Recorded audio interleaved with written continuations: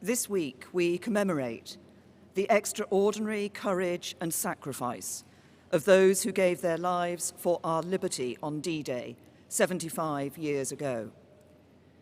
As leaders prepare to gather here from across the world, it is fitting that we begin with a celebration of the special relationship between the United Kingdom and the United States, enduring partners who stood side by side on that historic day and every day since.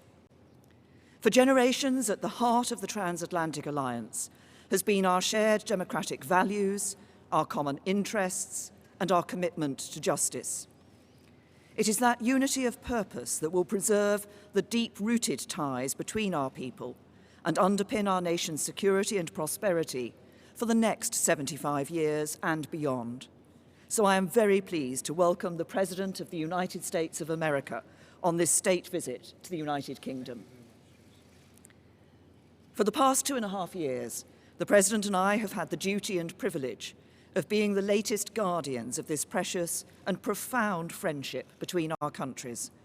As with our predecessors, when we have faced threats to the security of our citizens and our allies, we have stood together and acted together.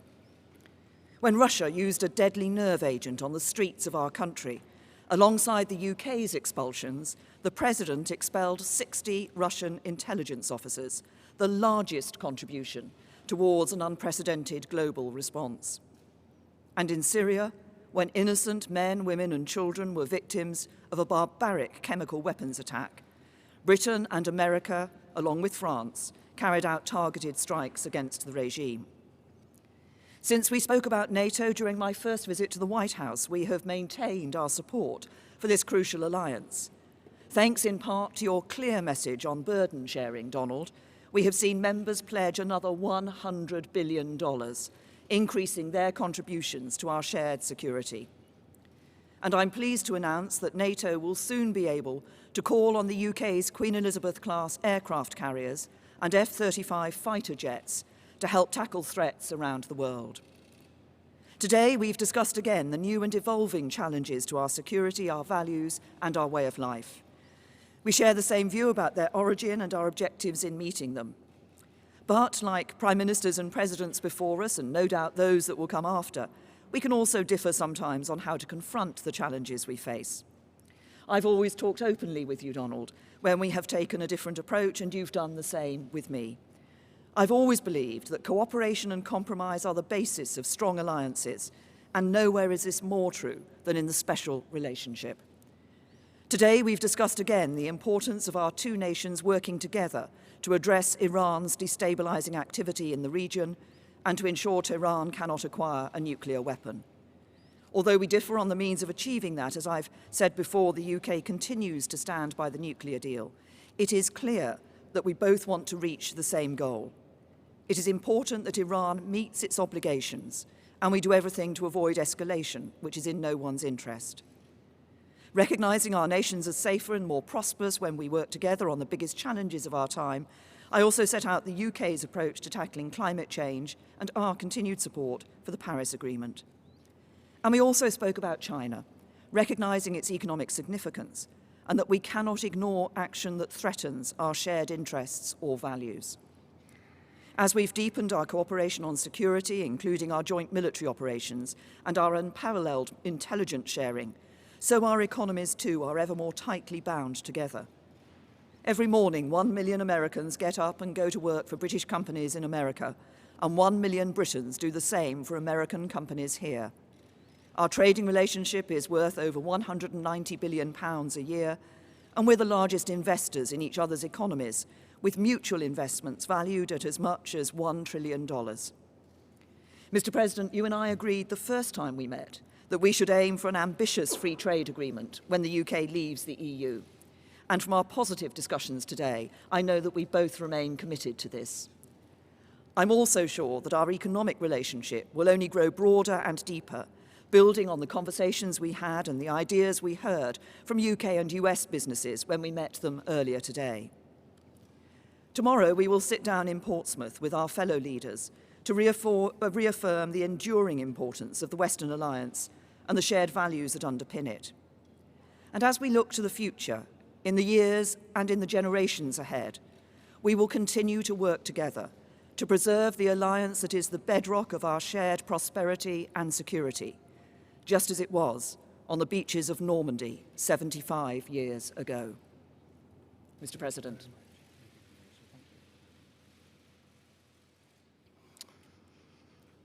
Well, thank you, Prime Minister May. Melania and I are honored to return to London as our nations commemorate the 75th anniversary of D-Day in World War II. We want to thank Her Majesty the Queen, who I had a lovely dinner with last night, a fantastic person, fantastic woman, for so graciously inviting us to this state visit. It was very, very special.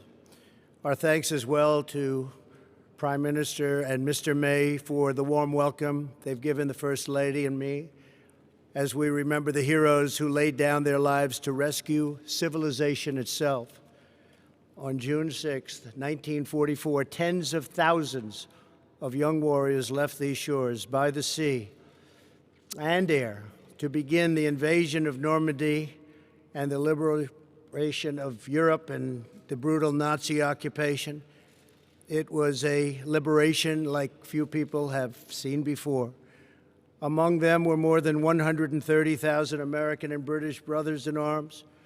Through their valor and sacrifice, they secured our homelands and saved freedom for the world. Tomorrow, Prime Minister May and I will attend a commemoration ceremony in Portsmouth, one of the key embarkation points for the invasion. More than 1.5 million American service members were stationed right here in England in advance of the landings that summer. The bonds of friendship forged here and sealed in blood on those hallowed beaches will endure forever. Our special relationship is grounded in common history, values, customs, culture, language, and laws. Our people believe in freedom and independence as a sacred birthright and cherished inheritance worth defending at any cost. As the Prime Minister and I discussed in our meetings today and yesterday, the United States and the United Kingdom share many goals and priorities around the world. I want to thank the people of the United Kingdom for their service and partnership in our campaign to defeat ISIS. As we announced a few months ago, ISIS's territorial caliphate in Syria and Iraq has been completely obliterated, defeated. The United Kingdom is also a key partner in NATO. The Prime Minister and I agree that our NATO allies must increase their defense spending. We've both been working very hard toward that end, and we are very current, and some of them are not. We can't allow that to happen, but I appreciate everything you've done in that regard. We expect a growing number of nations to meet the minimum 2% of GDP requirement. To address today's challenges, all members of the alliance must fulfill their obligations. They have no choice. They must fulfill their obligation. Among the pressing threats facing our nations is the development and spread of nuclear weapons. Perhaps that's our greatest threat. The United States and the United Kingdom are determined to ensure that Iran never develops nuclear weapons and stops supporting and engaging in terrorism. And I believe that will happen. In protecting our nations, we also know that the border security is national security. Today, the Prime Minister and I discussed our thriving economic relationship. Both countries are doing very well, and participated in a roundtable with industry and business leaders. I can say probably the biggest business leaders anywhere in the world. Our nations have more than $1 trillion invested in each other's economics. The United Kingdom is America's largest foreign investor and our largest European export market. That's a lot of importance. As the UK makes preparations to exit the European Union, the United States is committed to a phenomenal trade deal between the U.S. and the UK. There is tremendous potential in that trade deal. I say probably 2 and even 3 times of what we're doing right now. Tremendous potential. 75 years ago this Thursday, Courageous Americans and British patriots set out from this island toward history's most important battle. They stormed forward out of ships and airplanes, risking everything to defend our people and to ensure that the United States and Britain would forever remain sovereign and forever remain free. Following this press conference, Prime Minister May, Mr. May, the First Lady, my family and I will visit the legendary Churchill War Rooms beneath the streets of London. I look forward to that. In his famous speech on this day in June 1940, Prime Minister Churchill urged his countrymen to defend our island, whatever the cost may be. As we mark this solemn anniversary of D-Day, we remember that the defense of our nations does not begin on the battlefield, but within the heart of every patriot. Today, let us renew our pledge, engraved at the American Cemetery in Normandy and inscribed by President Dwight Eisenhower in St. Paul's Cathedral, right here in London, that the cause for which they died shall live. Prime Minister May, it's been a true honor. I have greatly enjoyed working with you. You are a tremendous professional and a person that loves your country dearly. Thank you very much. Really an honor. Thank you for the invitation to memorialize our fallen heroes and for your partnership in protecting and advancing the extraordinary alliance between the American and the British people. It's the greatest alliance the world has ever known. Thank you, Prime Minister. Thank you. Thank you. Thank you very much.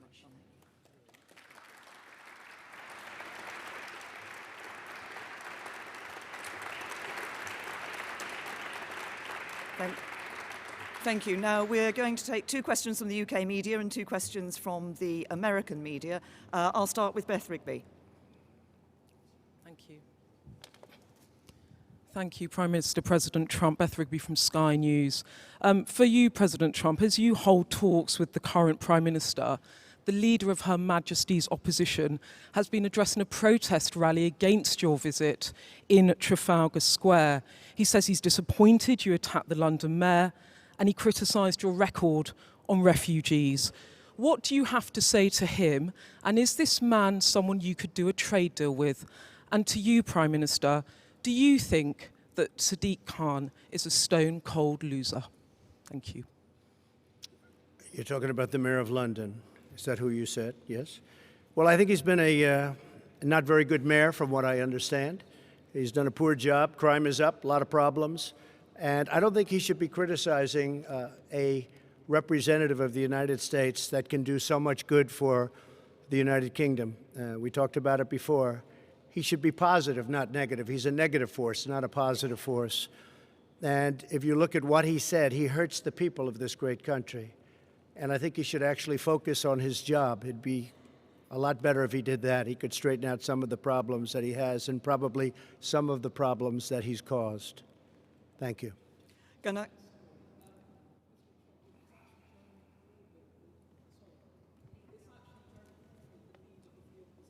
Yes, he wanted to meet with me, and I told him no. Yes. Well,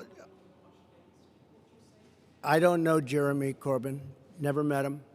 Never spoke to him. He wanted to meet today or tomorrow, and I decided that I would not do that. I think that he is, from where I come from, somewhat of a negative force. I think that people should look to do things correctly as opposed to criticize. I really don't like critics as much as I like and respect people that get things done. So I've decided not to meet. As far as the protests, I have to tell you, because I commented on it yesterday, we left, the Prime Minister, the Queen, the royal family. There were thousands of people on the streets cheering. And even coming over today, there were thousands of people cheering. And then I heard that there were protests. I said, where are the protests? I don't see any protests. I did see a small protest today when I came, very small. So a lot of it is fake news, I hate to say. But you saw the people waving the American flag, waving your flag. It was tremendous spirit and love. There was great love. It was an alliance. And I didn't see the protesters until just a little while ago, and it was a very, very small group of people put in for political reasons. So it was fake news. Thank you. And I would say to both the Mayor of London and to Jeremy Corbyn, the discussions that we have had today are about the future of this most important relationship between the US and the UK. As the President described it, the greatest alliance the world has seen. It is this deep special relationship and partnership between the United States and the United Kingdom that ensures our safety and security, and the safety and security of others around the world too. And it is this relationship that helps to ensure there are jobs that employ people here in the UK and in the United States, that underpins our prosperity and our future. That is a relationship we should cherish. It is a relationship we should build on. It is a relationship we should be proud of. Mr. President, would you like to? Very big, and this really is a very big and important alliance.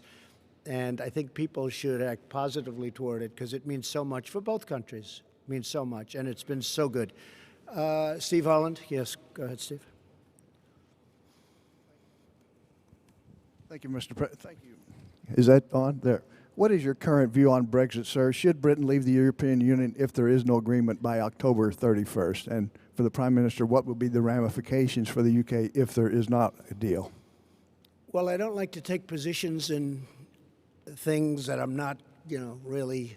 I understand the issue very well. I really predicted what was going to happen. Some of you remember that prediction. It was a strong prediction made at a certain location on a development we were opening the day before it happened. And I thought it was going to happen because of immigration more than anything else, but probably it happens for a lot of reasons. But I would say, yeah, I would think that it will happen, and it probably should happen. This is a great, great country, and it wants its own identity. It wants to have its own borders. It wants to run its own affairs. This is a very, very special place, and I think it deserves a special place. And I thought maybe for that reason, and for others, but that reason it was going to happen. Yeah, I think it will happen. And I believe the Prime Minister's brought it to a very good point where something will take place in the not-too-distant future. I think she's done a very good job. I believe it would be good for the country, yes. And from my point of view, I believe it is important for us to deliver Brexit. We gave that choice to the British people. Parliament overwhelmingly gave the choice to the British people. We should now deliver on that choice. I continue to believe that actually it's in the best interests of the UK to leave the European Union in an orderly way with a deal. I think we have a good deal. Sadly, the Labour Party and other MPs have so far stopped us from delivering Brexit and that deal. But we will, but obviously this is an issue that is going to continue here in the UK. I think the important thing is we deliver Brexit, and once we're out of the European Union, we will be able to do what we've been talking about today and develop not just that free trade agreement, but a broader economic partnership into the future. If I could just follow up on a related matter. Mr. President, are you prepared to impose limits on intelligence sharing with Britain if they do not put in place some restrictions on Huawei? No, because we're going to have absolutely an agreement on Huawei and everything else. We have an incredible intelligence relationship, and we will be able to work out any differences. I think we're not going to have it. We did discuss it. I see absolutely no limitations. We've never had limitations. This is a truly great ally and partner, and we'll have no problem with that. Okay? Francis. Mr. President, Francis Elliott from The Times. Do you agree with your ambassador that the entire economy needs to be on the table in a future trade talk, a trade deal, including the NHS? And Prime Minister, are you tempted to take the Prime Minister President up at his word and stick around for a bit until the trade deal is done? I think we're going to have a great trade deal, yes. I think we're going to have a great and very comprehensive trade deal.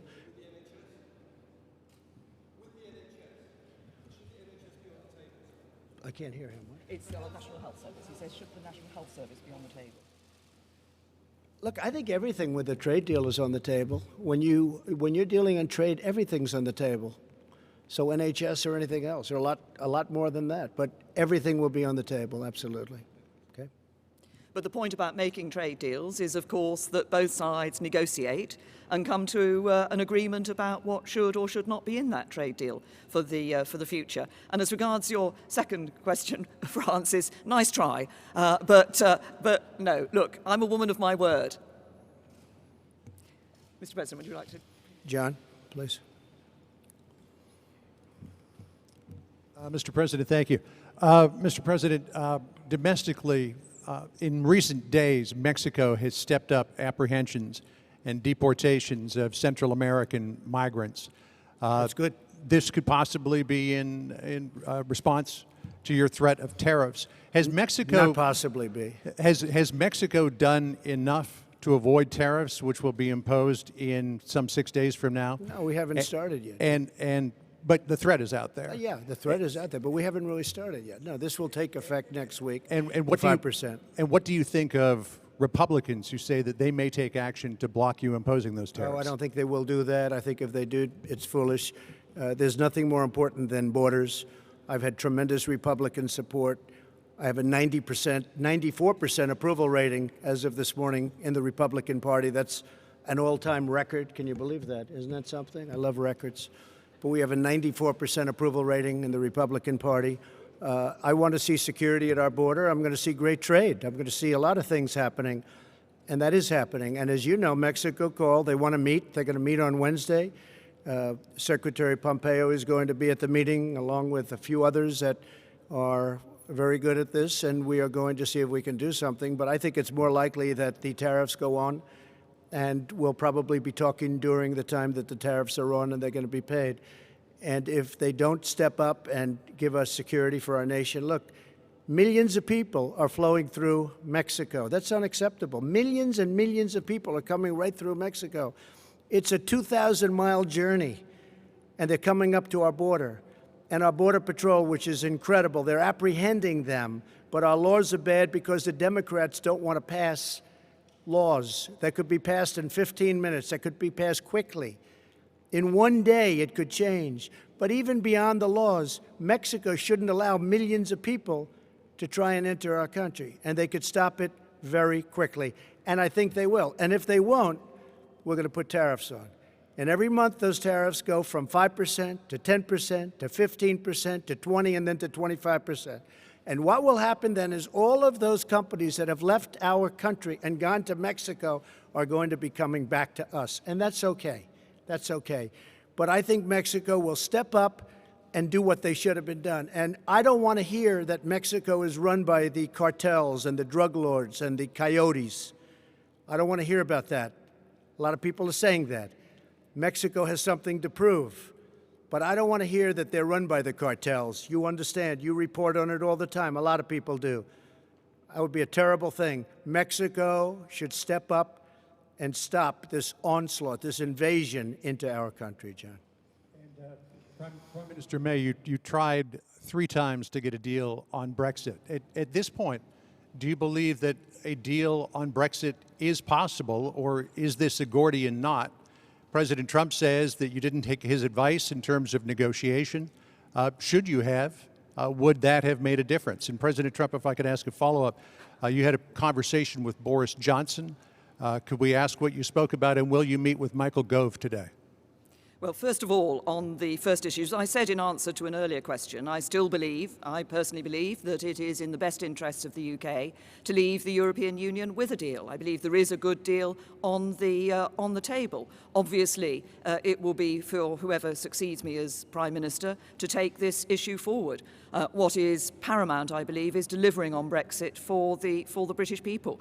And I seem to remember the President suggested that I sued the European Union, which we didn't do. We went into negotiations and we came out with a good deal. Yeah, that's not such a... I would have sued, but that's okay. I would have sued and settled, maybe, but you never know. She's probably a better negotiator than I am, Jeremy. But you know what? She has got it, in a sense, John. That deal is teed up. I think that deal is really teed up. I think they have to do something. And perhaps you won't be given the credit that you deserve if they do something, but I think you deserve a lot of credit. I really do. I think you deserve a lot of credit. Okay? Yes, John? So I know Boris. I like him. I've liked him for a long time. I think he'd do a very good job. I know Jeremy. I think he'd do a very good job. I don't know Michael, but would he do a good job, Jeremy? Tell me.